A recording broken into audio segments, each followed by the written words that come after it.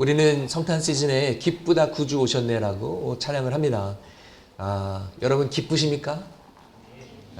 지금 세상을 보면은 사실 기뻐할 일들이 그렇게 많지 않습니다. 코로나 상황으로 경제도 어렵고 여러 가지 불편함과 또 고통을 받고 계신 분들이 많습니다. 자영업자 하시는 분들은 얼마나 힘드신지 모르겠습니다. 그럼에도 지금 우리가 기뻐할 수 있는 이유가 하나 있다면 그것은 예수 그리스도께서 우리를 구원하러 이 땅에 오신 것입니다. 바로 복음의 좋은 소식, 이 기쁜 소식 때문에 우리가 기뻐할 수 있는 것입니다. 그래서 우리는 성탄절에 메리 크리스마스, 메리라는 것은 기쁘다, 행복하다, 즐겁다라는 뜻이 아닙니까? 예수님의 생일이기 때문에 우리가 기뻐할 수 있는 것이고요. 우리가 친한 사람 식구들의 생일 때도 해피 버스데이라고 축하해 주지 않습니까? 즐거운 거예요. 기쁜 거예요. 네가 태어났기 때문에 너의 존재로 많은 웃음과 기쁨과 너는 내 친구여서 좋고 너는 내 딸이어서 너무 좋고 아빠가 내 아빠여서 좋고 이런 것이 아닙니까? 근데 거꾸로 이 왼수 네가 태어나가지고 야 고생 바가지야 그러면은 좀 슬프겠죠. 그러나 우리는 예수님이 이 땅에 오셨기 때문에 구세주로 이 땅에 오셨기 때문에 우리가 기뻐할 수 있는 것입니다. 우리를 구원해 주셨고 우리가 가졌던 가장 큰 문제를 해결해 주셨습니다. 우리가 지금 가지고 있는 가장 큰 문제가 무엇입니까? 코로나입니까? 건강 문제입니까? 아니면 돈 문제입니까? 물론 우리가 먹고 사는 것이 정말 중요한 일입니다. 간과할 수 없는 것이죠. 돈이 쪼들리고 먹고 사는 일이 힘들고 그러면 내 바로 앞에 있는 큰 산과 같은 그런 엄청난 문제이기 때문에 그 문제가 가장 큰 문제처럼 보이지만은 사실은 우리에게 가장 근본적인 문제, 우리에게 가장 큰 문제는 죄의 문제입니다. 죽음의 문제입니다. 심판과 벌의 문제인 것입니다. 우리가 사는 것도 힘들지만 살다가 죽은 후가 더 문제입니다. 사는 것도 힘든데 죽은 후에 우리가 어떻게 죄 없으시고 흠 없으신 거룩한 살아계신 하나님 앞에 서서 그분의 거룩한 심판대 앞에 서서 우리가 그 심판을 어떻게 감당할 수 있겠습니까? 감당할 수 없습니다. 아무도 감당할 수 없습니다.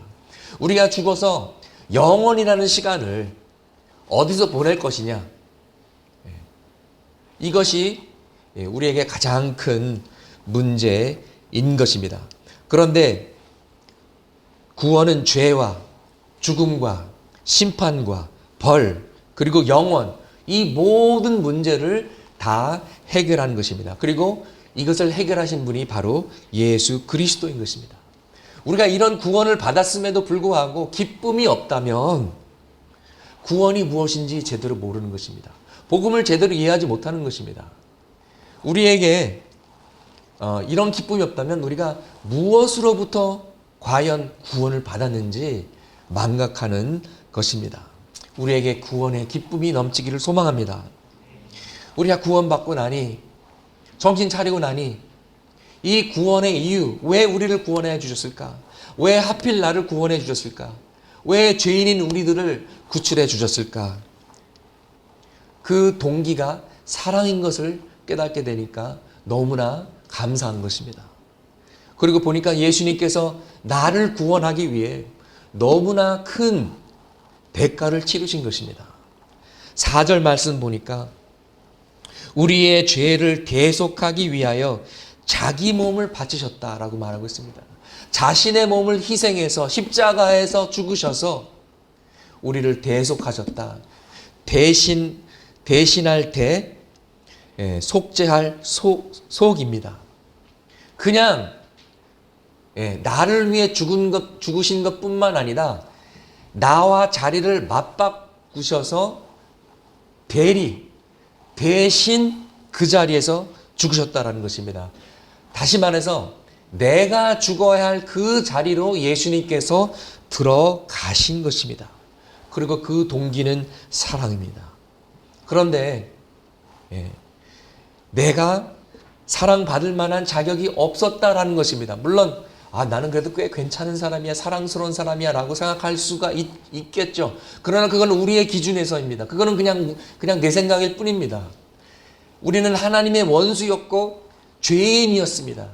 마땅히 지옥의 불에 떨어져야 할 그런 존재였음에도 불구하고 우리에게 먼저 찾아오셨고 먼저 손을 내밀어 줬고 우리를 사랑해 주신 것입니다.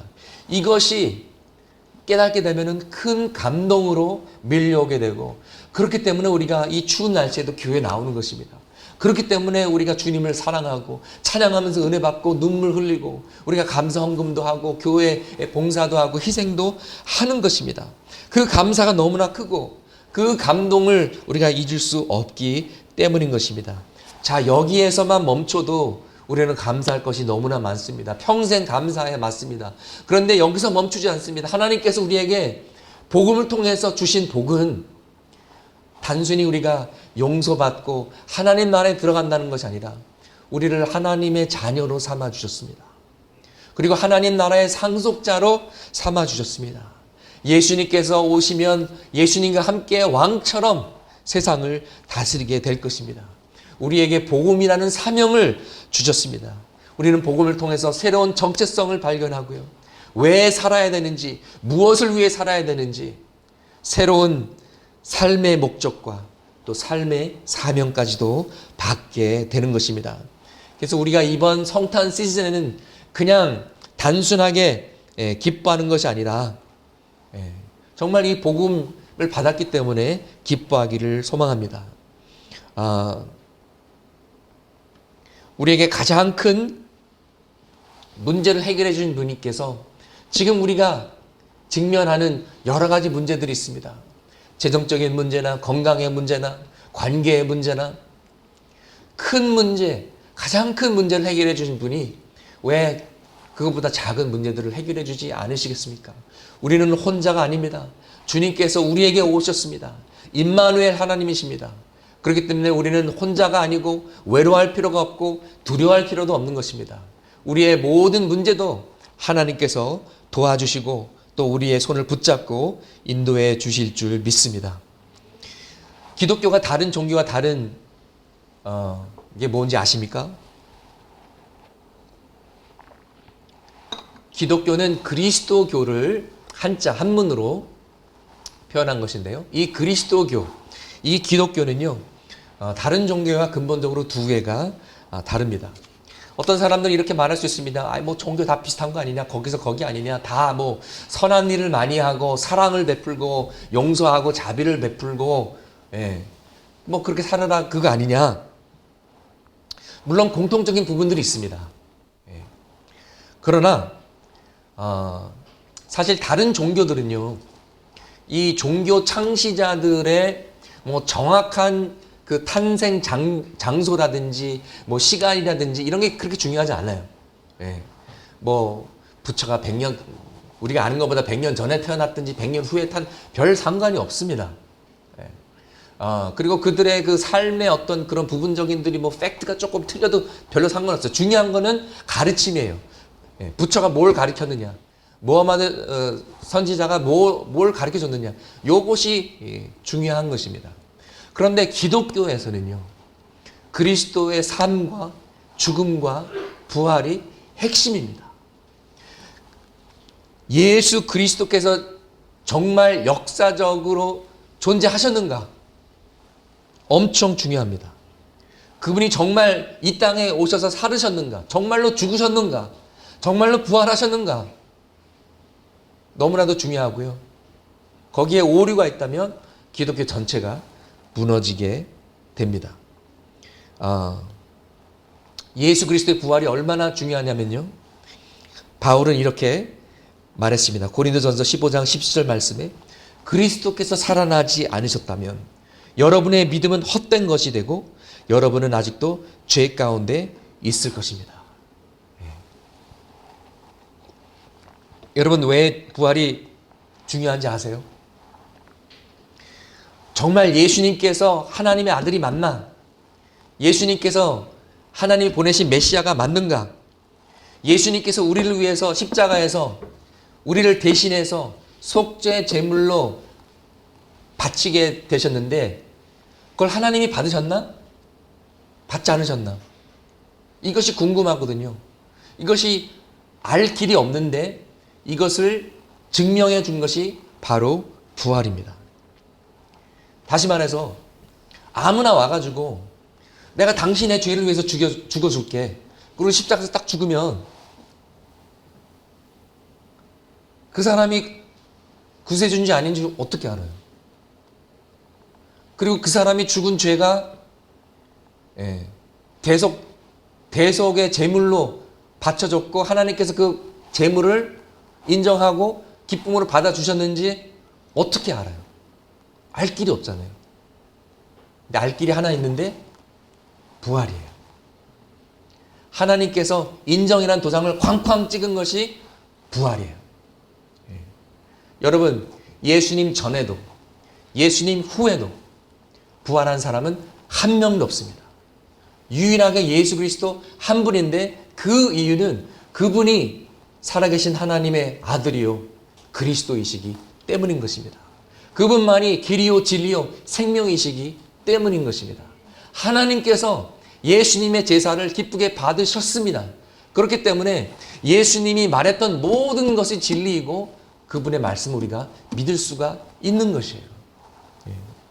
이렇게 그리스도교, 기독교는 빈 무덤이 없으면 무너지는 거예요. 예수님께서 부활하지 않으셨다면 우리의 믿음이 헛된 거예요. 그래서 바로 예수 그리스도 자체가 복음입니다. 그분의 삶과 죽음과 부활 자체가 복음의 핵심인 것입니다. 그래서 우리가 구원받는다는 것은 예수 그리스도는 살아계신 하나님의 아들이요 그리스도이심이라는 베드로의 고백 위에 예수님께서 나를 대신해서 죽으셨다라는 것을 믿는 것입니다. 하나님께서 우리를 바라보시고 그래 너 죄 없는 걸로 칠게 그냥 눈 감고 그냥 넘어갈게 이것이 아니에요. 죄는 그렇게 해결되는 것이 아닙니다. 누군가가 그 죄값을 치러야 돼요. 누가 치르겠어요? 여러분이 치르겠어요?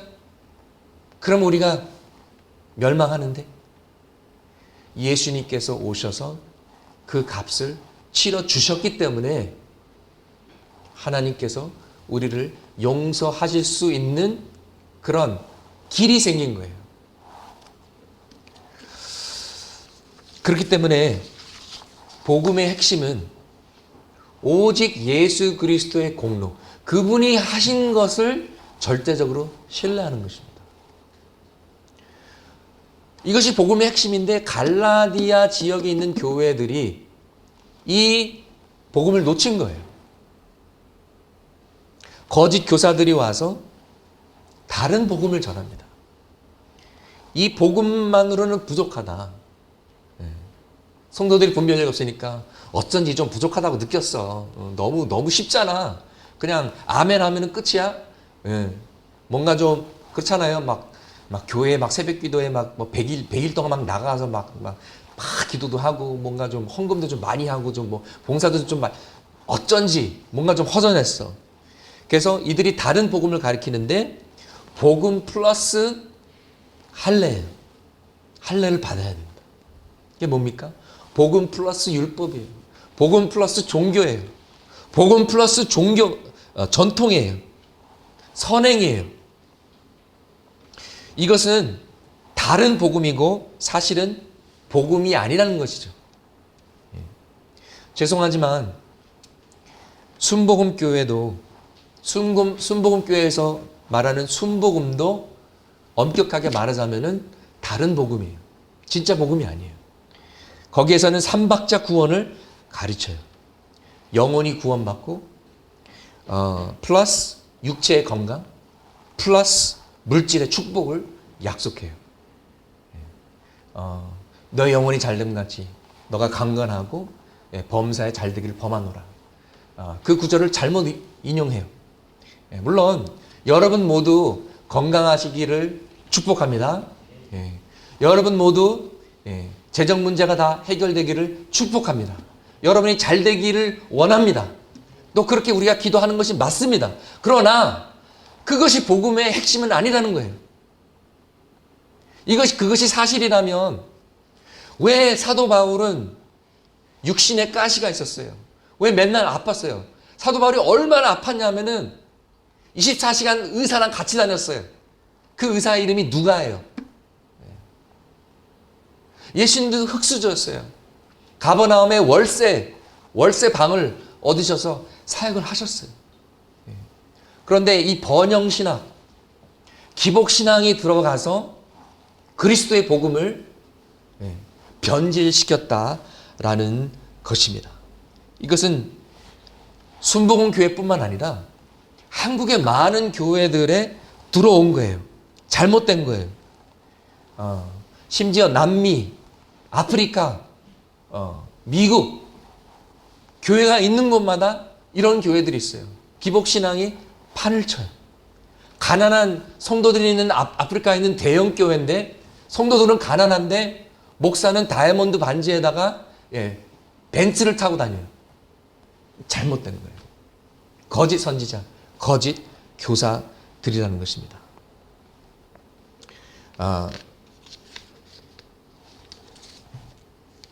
이번 성탄절은요,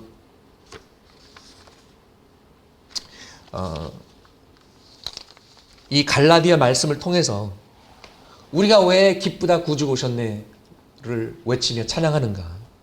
우리가 왜 기쁜가? 정말 이 복음의 소중함을 깨닫길 원하고요. 또 갈라디아서를 좀 더 깊이 공부하기를 원합니다. 그래서 앞으로도 계속해서 갈라디아서를 우리가 공부할 것입니다. 여러분, 우리가 정말 복음의 진리를 믿는 것뿐만 아니라 복음의 진리를 살고 있느냐, 이것이 정말 중요합니다. 복음은 우리가 생각했던 것보다 훨씬 더 악하다라는 걸 가르쳐주고 있어요. 물론 우리가 실수도 했고 죄도 지었고 거짓말도 했고 나쁜 짓도 했지만은 그래도 꽤 괜찮은 사람이야 라고 생각했는데 복음은 그렇지 않다고 가르치고 있어요. 죄 없는 예수님께서, 거룩하신 그분께서 나무 위에서 핏덩어리가 될 만큼 나는 죄인이라는 것입니다.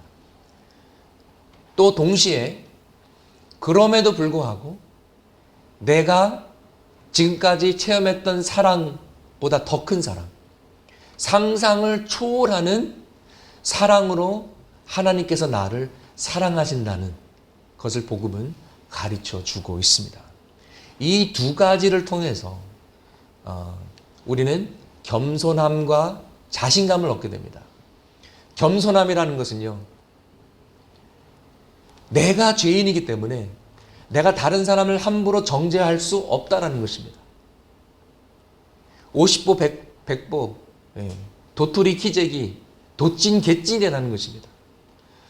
나도 죄인인데 나 때문에 거룩하신 예수님께서 십자가에서 죽으셨는데 내가 감히 남에게 손가락질할 자격이 없다는 것입니다. 그렇기 때문에 함부로 누구를 욕하거나 아이 저 집사 왜 그래? 우리가 이럴 수 없는 것입니다. 우리가 죄인이라는 것을 깨달았을 때 우리는 겸손할 수밖에 없고 교만해질 수가 없고 그렇기 때문에 우리는 평생 회개하면서 주님 앞에 나아가고 평생 기도하면서 주님 성령으로 나를 채우소서, 주의 지혜로 나를 채우소서, 인내심을 더 주시고 사랑을 더 주시옵소서, 너무나도 부족합니다. 그러면서 기도의 자리에 나가게 된 것입니다. 궁극적인 겸손의 모습은 기도입니다. 그리고 여러분 이거 아세요? 물론 기도는 어디서나 할 수 있습니다. 집에서도 할 수 있고 운전하면서도 할 수 있고 샤워하면서도 할 수 있고 어디서나 기도를 할 수 있지만 구별된 장소, 성별된 장소인 교회에 와서 기도할 때 특별한 은혜가 있습니다. 여러분 이것은 체험해 보신 분들만 아세요. 그래서 여러분 시간이 되면 주중이라도 교회 와서 기도하세요. 교회 와서 기도하면은 성도님들이 눈물로 기도했던 그 은혜가 쌓여져 있습니다. 하나님의 역사와 응답이 있었던 그 현장에서 기도할 때 특별한 그런 은혜가 있습니다. 그래서 여러분 어디서나 기도하십시오. 집에서도 기도하십시오. 그러나 특별히 정말 하나님께 헌신된 그런 구별된 장소인 그런 교회에서도 정말 기도 많이 하시는 여러분 되시길 바랍니다. 이거는 체험해 본 분들만 아세요. 또 겸손과 함께 균형을 이뤄야 될 것이 하나님이 주시는 자신감입니다. 내 실력을 의지하고 어떤 나의 선행을 의지하는 이런 자신감이 아니라 내가 죄인이지만 하나님께서 나를 이만큼 사랑하신다. 나를 정죄할 수 있는 유일한 존재 되신 하나님께서 나를 용서해 주셨고 이런 분이 나를 사랑하시고 내 편 되시는데 감히 누가 우리를 대적하리요? 하나님이 우리 편이시라면, 하나님이 우리를 위하신다면 누가 우리를 대적하리요? 아무도 우리를 예수 그리스도 안에 있는 그 사랑에서 끊어놓을 자가 없다라는 것입니다. 여러분 이런 자신감이 있으면요, 어떤 상황, 아무리 힘든 상황, 죽을 것 같은 상황, 망할 것 같은 상황에서도 극복할 수 있습니다. 사람들이 이상해요.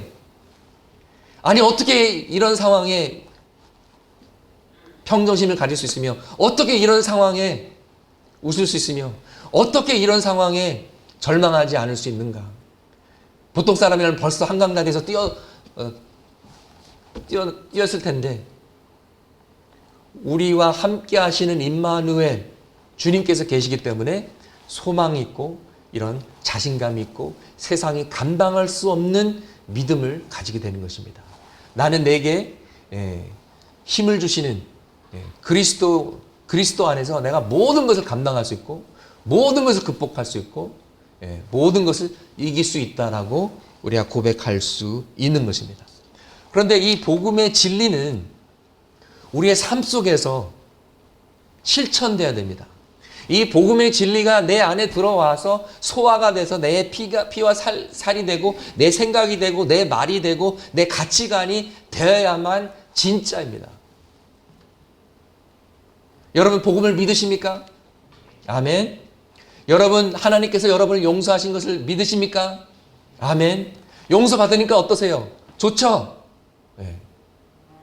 그러면 여러분도 여러분 삶에 있는 모든 사람들을 다 용서하셨습니까? 여러분 2020년 올 해가 가기 전에 여러분이 청산해야 될 것이 있습니다. 여러분이 청소하고 여러분이 해결 지을 것이 있는데 여러분 삶 속에 여러분 마음 속으로 미워하는 사람이 있다면 다 용서하십시오. 내가 그 사람을 용서했다고 생각하지만 그 사람 얼굴만 보면은 속에서 뭔가 올라오려고 하면은 용서한 게 아니에요. 복음을 믿는다고 하면서 왜 용서하지 않습니까? 복음을 믿는다고요?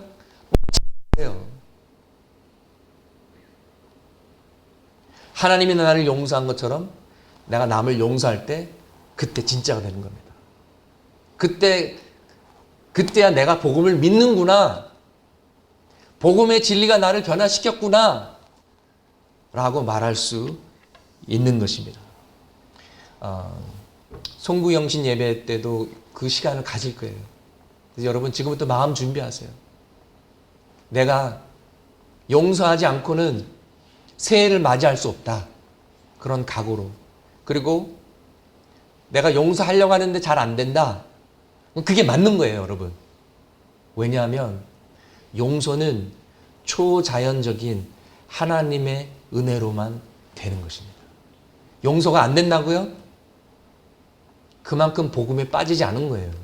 그만큼 복음이 뿌리를 내리지 않은 거고 여러분이 복음의 진리를 그냥 건성으로 아는 거예요. 먼저 내 안에 하나님의 용서가 깊이 파고들어서 눈물 콧물 다 짜내면서 그런 체험이 없기 때문에 다른 사람을 용서하기 힘든 거예요. 어떤 사람이 정말 하나님을 만나고 싶어서 하나님께 응답을 받고 싶어서 기도원에 올라갔대요. 작정하고 올라갔대요. 그러면서 산에 올라가서 기도하는데 시카를 들고 올라갔대요. 바로 앞에 땅에다 시카를 딱 꽂고 하나님 응답하지 않으면 저 죽겠습니다. 그런 각오로 기도를 했대요. 그 기도가 응답됐을까요? 안 됐어도 아마 안 됐으면 지금까지도 기도하고 계시겠죠? 네. 그런 각오로 우리가 기도하고 주님 앞에 나아가야 된다라는 것입니다. 기쁘다 구주 오셨네. 정말 기쁘십니까? 우리가 이번 성탄절은 그냥 단순하게 날 구원하러 오셨네, 날 사랑하시네, 할렐루야, 끝. 이렇게 단순하게 끝나지 않았으면 좋겠습니다. 그러기에는 지금 교회가 직면한 문제가 너무나 큽니다. 여러분, 지금 한국 교회의 최고의 문제가 뭔지 아세요? 한국 교회에 잘못된 것이 뭔지 아세요? 갈라디아 교회들처럼 그리스도의 복음을 놓치고 있어요. 기복신앙이 판을 치고 있어요.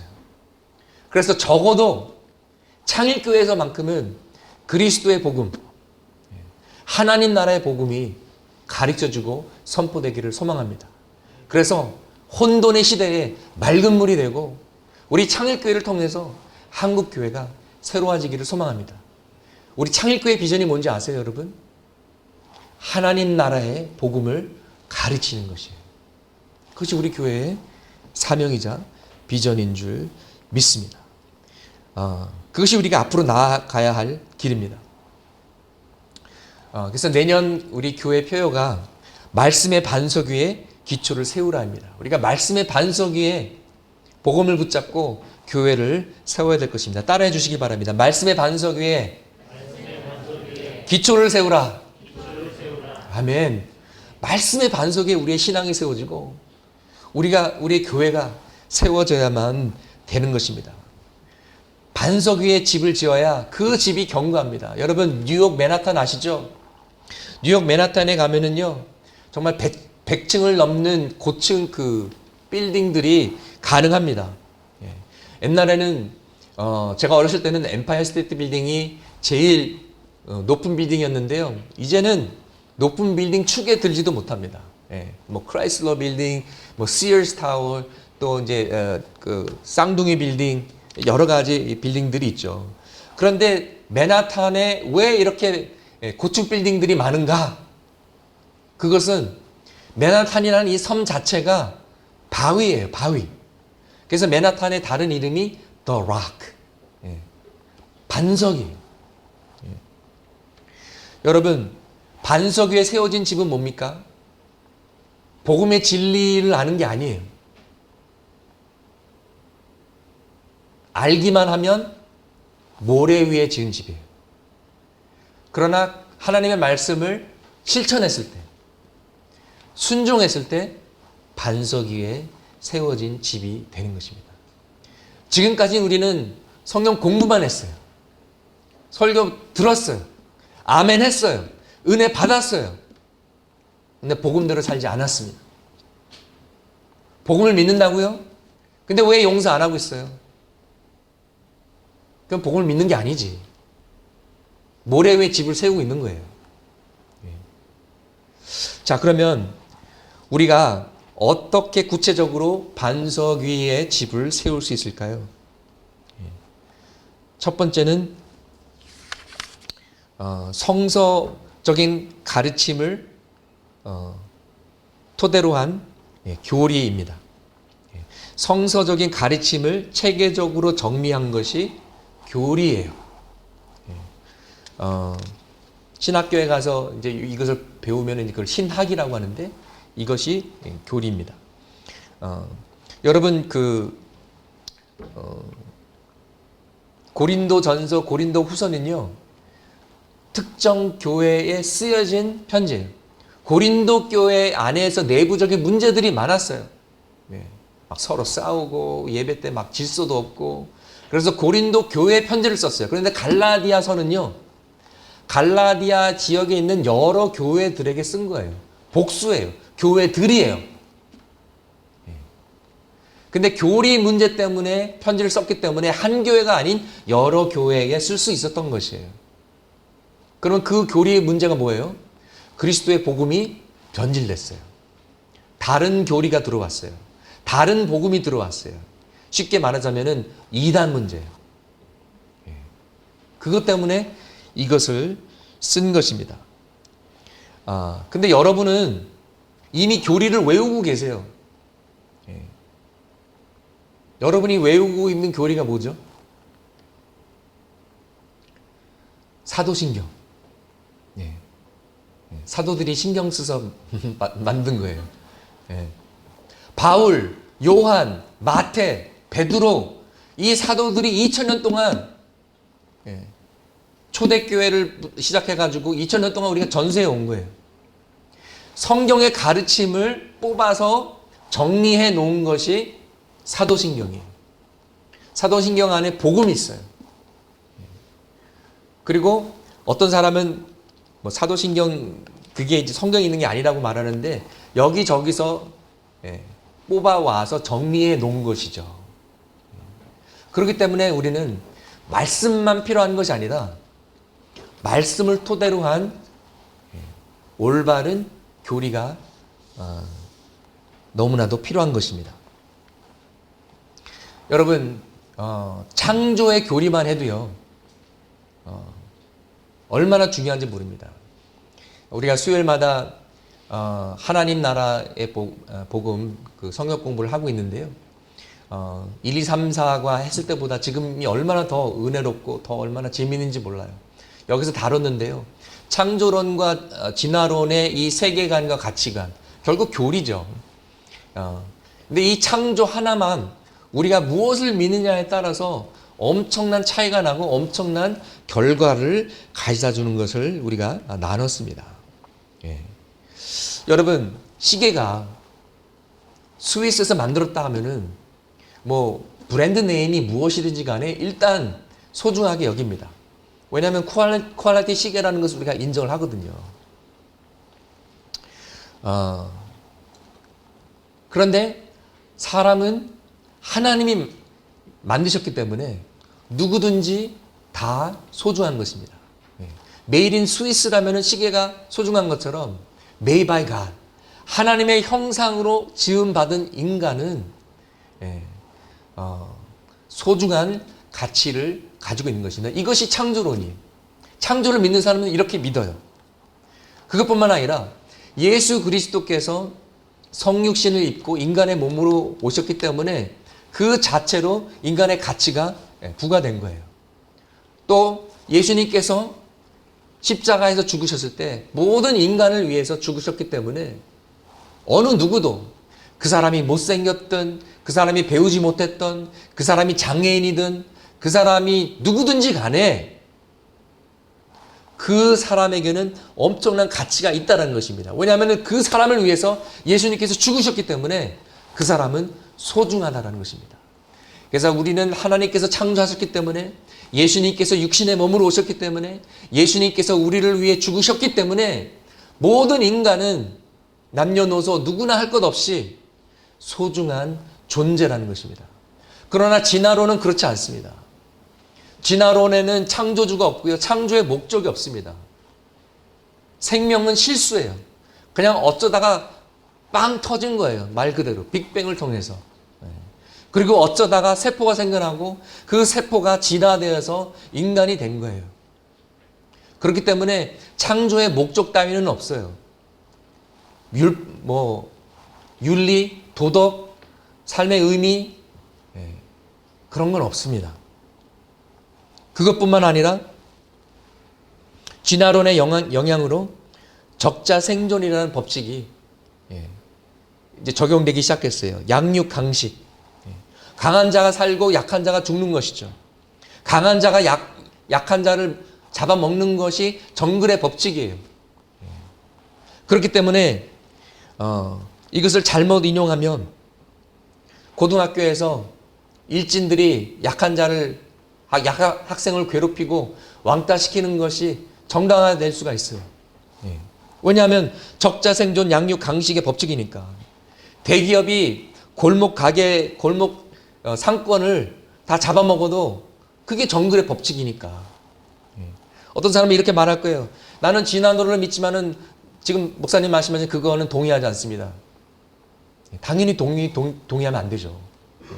그런데 진화론의 굉장히 자연스럽고 논리적인 결론은 그거예요. 그 길을 가고 있는 거예요. 그런데 진화론을 믿지만은 나는 적자생존, 양육, 강식 이런 건 믿지 않는다. 그렇다면은 당신이 믿는 그 신념 안에 분열이 있는 거예요. 그러니까 당신이 믿는 그 자체가 논리적이 아닌 거예요. 잘못된 걸 믿고 있는 거예요. 그렇기 때문에 그런 거고요. 인간의 가치를 믿는다면 여러분이 창조론을 믿거나 믿지 않는다고 생각하지만은 헷갈리는 거예요, 지금. 짬뽕으로 믿고 있는 거예요. 그래서 고민해 봐야 할 부분인 것입니다. 과학은 팩트는 보여주어도 진리는 가르쳐 줄 수가 없습니다. 진화론은 인생의 의미를 가르쳐 줄 수가 없습니다. 과학한테 물어보세요. 인간의 가치가 얼마인가?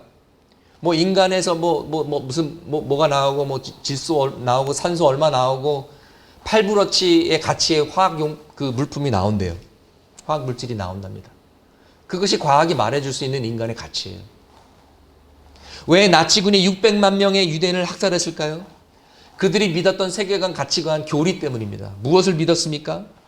우수한 민족만이, 우수한 핏줄만이 살아남을 가치가 있다. 유대인은 그럴 만한 가치가 없기 때문에 씨를 말려야 된다. 없애야 된다.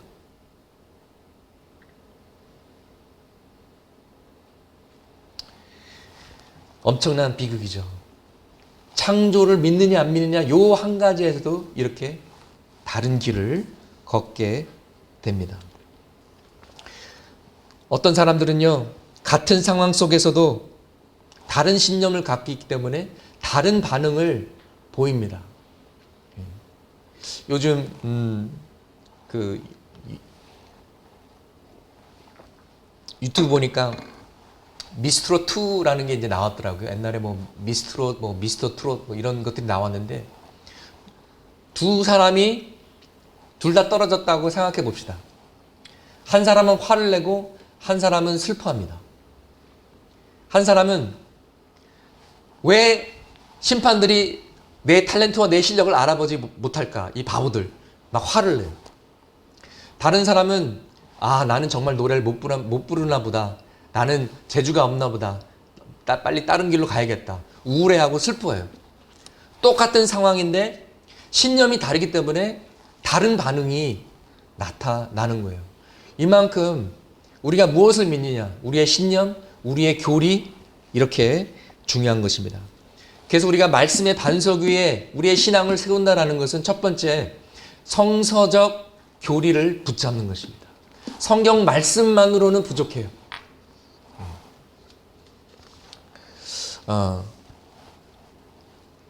그래서 말씀을 정리한 이 교리, 2000년 동안 우리에게 전수되어 온 사도들의 전통, 그냥 어떤 인간의 전통이 아니라 사도들의 가르침, 초대교회의 그 기둥이 되었던 그것을 우리가 붙잡아야 되는 것입니다. 두 번째는요, 하나님의 권위입니다. 오늘 말씀 1절을 보면은요, 원어 헬라어에는 이렇게 돼 있어요.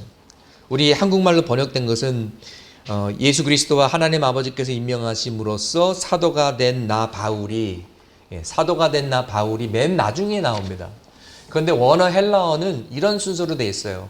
바울, 사도, 아니라,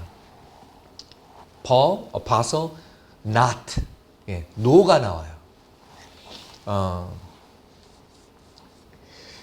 이게 뭐냐면은 사도 바울은 인간들이 교회에서 투표해가지고 사도로 임명된 게 아니에요. 예수님께서 직접 부르셔서 예수님께서 계시하고 메시지를 주셔서 너는 가서 이 메시지를 선포하라라고 보낸 사람이에요. 그래서 사람이 맡겨서 사도가 된 것도 아니요, 이런 말이 나오는 것입니다. 하나님의 권위로, 그도 그럴 것이 우리가 성경의 권위를 믿지 않습니까? 신약 성경의 반을 쓴 사람이 사도 바울이에요. 그렇기 때문에 하나님의 권위로 지금 그리스도의 복음이 얼마나 소중한지, 다른 복음, 다른 거짓 교리를 멀리해야 되는 이 중요성을 말하고 있는 것입니다. 여러분의 삶의 권위는 무엇입니까? 여러분은 누구의 말을 의지합니까? 누구에게 상담을 받습니까? 하나님의 진리와 하나님의 뜻을 어떻게 분별합니까? 기준이 무엇입니까? 여러분이 교회 안에 들어오셔서 교회 안에서 올바른 가르침과 성경과 또 지혜로운 상담과 또 기도를 받으시면서 하나님의 권위를 체험하기를 소망합니다. 물론 교회에서 남용하거나 그런 나쁜 예도 있습니다만은 하나님께서 교회라는 신앙 공동체를 주셔서 그 교회의 지도자들과 이 교회의 영적인 선배들을 통해서 이런 하나님의 권위와 또 지혜를 또 베푸시는 것입니다. 여러분, 가장 위험한 것이 내 위에 아무도 없는 그런 상황입니다. 내 머리에 뚜껑이 없으면요. 그래서 대형교회 담임 목사님들이 잘못되는 경우는 아무도 쓴소리를 안 해요. 그렇잖아요. 만명교회 담임 목사님 앞에서 다 쫄아가지고 감히 어떻게. 그러나 누군가가 나단 선지자 역할을 해야 되는 거예요. 바로 당신이 그 사람이요. 다윗 왕에게 선포했던 누군가가 여러분에게 여러분을 너무나 사랑해서 진리를 말해주고 쓴소리를 해준다면 여러분 복받은 자들입니다. 할렐루야. 근데 아무도 내가 잘못된 길을 가도 아무도 말해주지도 않고 그냥 내 앞에서 그냥 좋은 소리만 해주고 그게 좋은 것 같죠? 불행한 거예요. 내 속마음을 비춰줄 진정한 친구 한 사람도 없고 내 수치스러움까지 내가 다 보일 수 있는 야 이거 좀 나 너무너무 힘드니까 좀 기도해줘 이런 사람이 한 사람이 없다라는 거는 진짜 불행한 거예요. 그래서 여러분 이 교회 안에서 그런 믿음의 동지들도 찾고 또 지혜의 말씀도 또 상담도 여러분이 받으시기를 소망합니다. 세 번째 반석은요. 복음 자체입니다. 복음은 하나님이 하신 일이에요. 우리가 한 일이 아닙니다. 여러분 누가 물에 빠져서 이제 죽어가는데 다른 종교들은요. 마치 물에 빠진 사람에게 이렇게 수영하면 된다라는 매뉴얼을 던져주는 거나 마찬가지예요. 불교에서는 부처의 본을 따라야 돼요. 부처처럼 여러분도 돌을 닦아야 돼요. 다른 종교들은 뭐 이것도 해야 된다 저것도 해야 된다. 그런데 예수님은 우리를 가르치러 오신 것이 아니에요. 예수님께서는 우리를 구출하러 오신 것입니다. 마치 물에 빠진 사람을 직접 뛰어들어서 구출하신 것과 마찬가지예요. 막 죽어가는데 사람 살리려고 그러고 있는데 이렇게 수영하면 돼. 가르칩니까? 아니죠. 구출해야 되는 것이죠. 갈라디아 교회가 놓친 것이 이것입니다. 내가 더 노력해야겠다. 내가 더 좋은 크리스천이 돼야지. 내가 할례를 받아야지. 복음 플러스 뭐뭐뭐. 오직 예수 그리스도와 예수 그리스도의 공로, 예수님께서 하신 일만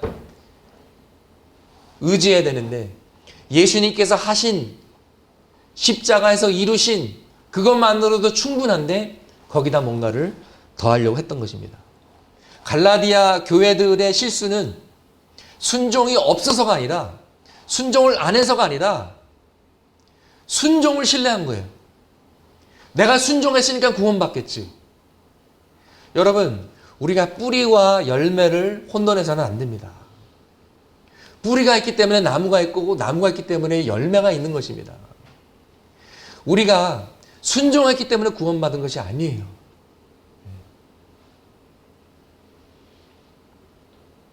천주교에서는 지금도 복음 플러스 순종을 가리킵니다. 복음 플러스 순종 equals 구원. 그러나 순종은 우리가 구원받았기 때문에 하는 것입니다. 구원받았기 때문에 감사하고 구원받았기 때문에 사랑하고 사랑을 체험했기 때문에 감동받아서 기쁨으로 사랑으로 주님께 순종하는 것인 줄 믿습니다.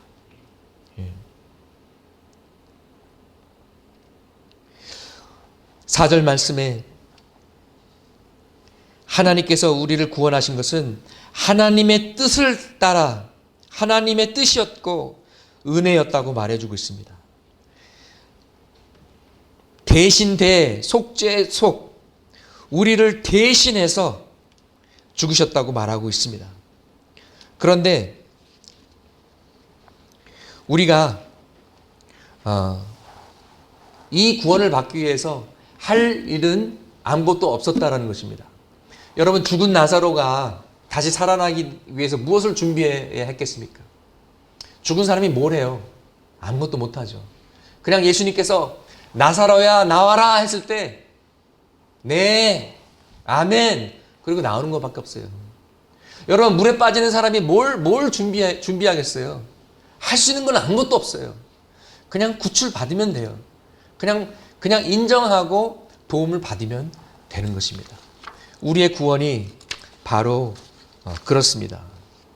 우리가 사랑스러워서 하나님께서 우리를 구원하신 것이 아니에요. 우리는 하나님의 원수였고 죄인이었습니다. 우리가 할 수 있는 것은 아무것도 없었습니다. 여러분, 복음이 요구하는 것은요, 아무것도 없어요. 복음이 요구하는 자격은요, 자격이 없는 것이 자격이에요. 내가 자격이 없다라고 인정하는 것이 자격이에요. 자격이 있다라고 생각하면은 복음에 합당하지 않아요. 나아갈 수 없어요. 그러나 우리의 모습 그대로 나아갔을 때 주님, 나는 죄인입니다. 나를 구원하여 주옵소서. 그것이 구원의 자격이에요. 예. 여러분, 전도하기 제일 힘든 곳이 일본이라고 합니다. 사람들이 너무 착해서 법 없이 살 수 있는 사람들이 너무나 많아서 복음을 전할 때 당신은 죄인입니다 그랬을 때 잘 안 먹힌대요. 예. 힘들어요. 또 복음이 잘 전달되지 않는 케이스가 종교인들이 많은 곳, 바리새인들, 특별히 모태신앙, 수많은 목사 아들, 딸들, 수많은 장로 아들, 딸들이 평생 교회를 다녔어도 복음을 몰라요. 머리만 커져가지고. 얼마나 슬픕니까? 평생 교회 다녔는데 지옥 가면 얼마나 억울하겠습니까? 얼마나 슬픕니까? 8절과 9절에 다른 복음을 조심하라고 말하고 있습니다. 8절에 천사가 와서 메시지를 전해도, 천사가 와서 설교를 해도 우리가 전한 그리스도의 복음이 아니면 저주를 받으리라. 이거보다 더 강한 표현은 없습니다. 9절도 보세요. 설사 우리가 다시 돌아가서 우리가 전한 메시지와 다른 메시지를 전하면 우리도 저주를 받을지어다. 굉장히 세게 표현하죠. 그만큼 우리가 받은 복음을 소중히 여기고 지켜야 된다는 것입니다. 그리스도의 복음, 하나님 나라의 복음, 이 복음을 우리가 평생 붙잡길 소망합니다. 함께 기도하시겠습니다.